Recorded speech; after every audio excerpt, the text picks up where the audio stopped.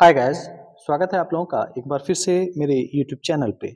यहाँ पे आज हम लोग बिहार बोर्ड इंटरमीडिएट एग्जामिनेशन जो 2024 में आज हुआ है, मासिक परीक्षा अक्टूबर जो 2024 में आज हुआ है, भूगोल का यानी ज्योग्राफी का, उसके ऑब्जेक्टिव क्वेश्चंस को हम लोग यहाँ पे देखेंगे। जैसे कि आप सब जानते हैं, टोटल 50 नंबर का ये एग्जाम होता है, जिसमें से 30 ऑब्जेक्टिव होता है और 30 में से 25 ऑब्जेक्टिव का जवाब देना जरूरी होता है।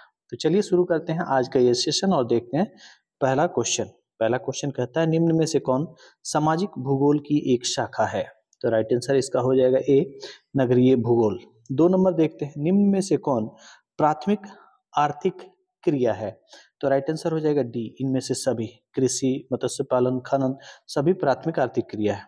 चलिए आगे बढ़ते हैं और देखते हैं 3 नंबर क्वेश्चन। 3 नंबर कहता है, असम में स्थानांतरण कृषि का क्या नाम है? राइट आंसर हो जाएगा ए, झूम की खेती। झूम की खेती वो खेती जो होती है जो लगातार 2-4-5 साल तक एक जमीन पे किया गया, उसके बाद उसकी उर्वरकता कम हो जाती है, तो फिर नए जमीन पे वो लोग जाकर के खेती शुरू कर देते हैं।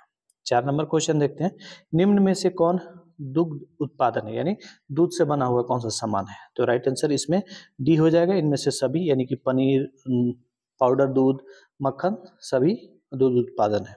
चलिए हम लोग 5 नंबर देखते हैं, ब्लास किस देश के निवासी थे?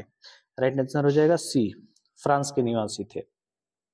6 नंबर क्वेश्चन देख लेते हैं, निम्न में से कौन मानव विकास सूचकांक से जुड़े हैं? राइट आंसर हो जाएगा सी, ए और बी दोनों जो है मानव विकास सूचकांक से जुड़े हुए हैं। महबूबुल हक जो पाकिस्तान के हैं और ए अमर्त्य सेन जो हिंदुस्तान के हैं। चलिए आगे बढ़ते हैं और देखते हैं 7 नंबर क्वेश्चन। 7 नंबर कहता है, निम्न में से कहाँ उच्च जनसंख्या घनत्व है? राइट आंसर यहाँ पे भी डी हो जाएगा, तटीय मैदान, बाढ़ के मैदान, डेल्टाई क्षेत्र, यहाँ पे सबसे ज्यादा जनसंख्या घनत्व पाया जाता है। 8 नंबर देखते हैं, निम्न में भारत में निम्न लिंगानुपात का कारण क्या है? भारत में जो लिंगानुपात है, यानी 1000 पुरुष पे कितनी औरतें हैं, इसी को लिंगानुपात कहा जाता है, तो भारत में कम है।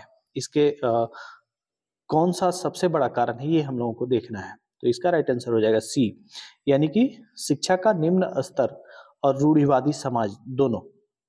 नेक्स्ट क्वेश्चन हम लोग देखते हैं 9, निम्नलिखित राज्यों में से किसमें साक्षरता दर सर्वोच्च है? तो राइट आंसर हो जाएगा ए, केरल में। वहीं अगर पूछ देता कि सबसे कम किसमें, तो बिहार में। चलिए हम लोग 10 नंबर क्वेश्चन देखते हैं।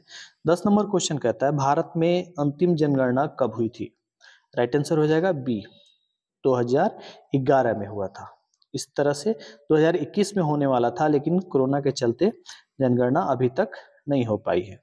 चलिए 11 नंबर देखते हैं, सूती वस्त्र उद्योग किस प्रकार की आर्थिक क्रिया है? राइट आंसर हो जाएगा बी, द्वितीय।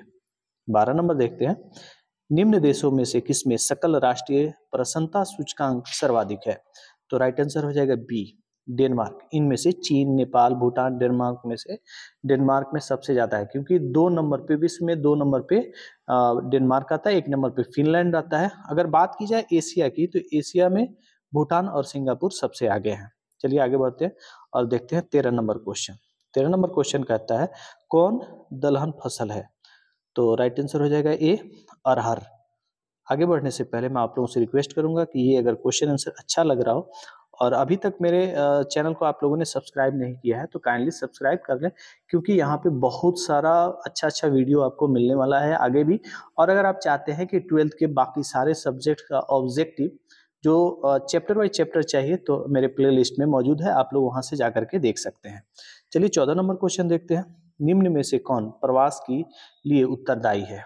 तो यहाँ पे राइट आंसर हो जाएगा बी, रोजगार के अवसर। बाकी भी प्रवास के लिए उत्तरदायी हैं, लेकिन सबसे ज्यादा रोजगार के लिए लोग एक जगह से दूसरे जगह जाते हैं। 15 नंबर देखते हैं, किस फसल की खेती को विटिकल्चर कहा जाता है? तो राइट आंसर हो जाएगा बी, अंगूर को। 16 नंबर क्वेश्चन देखते हैं, निम्न में से कौन भारत का पड़ोसी देश नहीं है? तो आप सब जानते हैं कि जापान जो है वो भारत का पड़ोसी देश नहीं है, बाकी सारे देश भारत के पड़ोसी देश है। 17 नंबर क्वेश्चन देखते हैं, निम्न में से कौन रेशेदार फसल है? राइट आंसर हो जाएगा सी, ए और बी दोनों, कपास और जूट दोनों। चलिए 18 नंबर क्वेश्चन देखते हैं, रुड़की किस प्रकार का शहर है? तो यहाँ पे राइट आंसर डी हो जाएगा, औद्योगिक। हालांकि वो शैक्षणिक केंद्र भी है, लेकिन सबसे ज्यादा उसको ख्याति जो मिला है वो औद्योगिक केंद्र के चलते मिला है। 19 नंबर क्वेश्चन हम लोग देखते हैं। 19 नंबर क्वेश्चन कहता है कौन नगर गंगा नदी के तट पर स्थित है? राइट आंसर हो जाएगा डी, इनमें से सभी, पटना, कानपुर, वाराणसी सभी गंगा के तट पे बसे हुए हैं। 20 नंबर देखते हैं झरिया में कौन खनिज पाया जाता है? तो राइट आंसर हो जाएगा बी, कोयला। झरिया जो झारखंड में है वहां पे कोयला बहुत उत्तम किस्म का पाया जाता है। 21 नंबर देखते हैं मानसून क्षेत्र की मुख्य फसल कौन सी है? तो राइट आंसर हो जाएगा ए, चावल। मानसून क्षेत्र जिसमें बहुत ज्यादा बारिश होती है और बारिश चावल के लिए सबसे ज्यादा उपयोगी माना जाता है। चलिए हम लोग अब देखेंगे 22 नंबर को। 22 नंबर कहता है निम्न में से कौन शीतोष्ण कटिबंधीय घास का मैदान है? तो राइट आंसर हो जाएगा डी। क्या राइट आंसर हो जाएगा? डी हो जाएगा, इनमें से सभी। 23 नंबर देखते हैं विश्व में सबसे घना बसा महाद्वीप कौन सा है? तो आप सब जानते होंगे, राइट आंसर हो जाएगा ए, एशिया, जिसमें भारत और चीन, इंडोनेशिया भी है, पाकिस्तान भी है, यहाँ पे जनसंख्या की भरमार है, तो सबसे आगे एशिया है। 24 नंबर देखते हैं चाय किस प्रकार की फसल है? राइट आंसर हो जाएगा सी, पेय फसल है, यानी पीने लायक जो फसल होता है उसे क्या कहा जाता है? पेय फसल। हम लोग देखते हैं 25 नंबर तेल शोधक कारखाना कहाँ स्थित है? राइट आंसर हो जाएगा डी, बरौनी में। 26 नंबर देखते हैं दामोदर नदी घाटी परियोजना किस राज्य में स्थित है? राइट आंसर हो जाएगा सी, झारखंड, और साथ ही साथ बंगाल में है। अगर ऑप्शन में बंगाल आ जाए, झारखंड नहीं तो बंगाल होगा। 27 नंबर देखते हैं भारत में जनगणना कितने वर्षों के अंतराल पे होता है? राइट आंसर हो जाएगा ए, 10 वर्षों के अंतराल पे। लेकिन फिलहाल अभी जनगणना रुका हुआ है, आगे नहीं बढ़ पा रहा है। चलिए आगे बढ़ते हैं और देखते हैं 28 नंबर क्वेश्चन। मारमगांव पतन किस राज्य में स्थित है? तो राइट आंसर हो जाएगा बी, गोवा। ठीक है, आगे बढ़ते हैं। 29 नंबर देखते हैं निम्न में से वाणिज्यिक अनाज कृषि की मुख्य फसल कौन सी है? राइट आंसर सी, गेहूं। 30 नंबर क्वेश्चन देखते हैं जो आज के लिए अंतिम होगा। रसदार फलों का उत्पादन किस क्षेत्र में होता है? तो राइट आंसर हो जाएगा ए, भूमध्य सागरीय क्षेत्र में। अगर पूछे कि खट्टे फलों के उत्पादन सबसे ज्यादा किस क्षेत्र में होता है, तो वो भी भूमध्य सागरीय क्षेत्र में ही होता है। तो ये थे आज के टोटल 30 क्वेश्चन।